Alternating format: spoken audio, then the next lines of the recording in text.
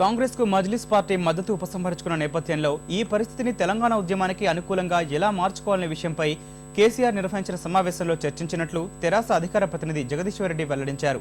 ప్రభుత్వం కూలిపోయి ఎన్నికలు రావాలని తమ పార్టీ కోరుకోవడం లేదని ఆయన స్పష్టం చేశారు.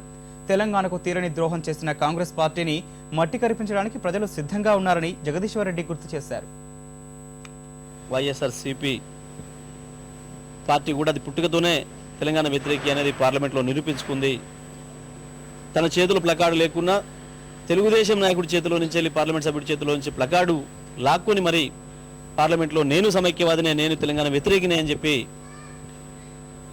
ప్రకటించిన వైఎస్ఆర్సీపీ కూడా తెలంగాణ ప్రాంతంలో ఏదో కొంత పుట్టడానికి ప్రయత్నం చేస్తున్న ఈ సందర్భంలో మరి తెలంగాణ ప్రజలు ఈ మూడు పార్టీలకు బుద్ధి చెప్పడానికి పోరాట సందర్భమైనా ఎన్నికల సందర్భమైనా తెలంగాణకు సంబంధించి ఏ ఉద్యమం జరిగినా కలిసికట్టుగా ఒకే మాట మీద ఒకే బాట మీద నడుస్తూ వస్తున్న తెలంగాణ ప్రజలు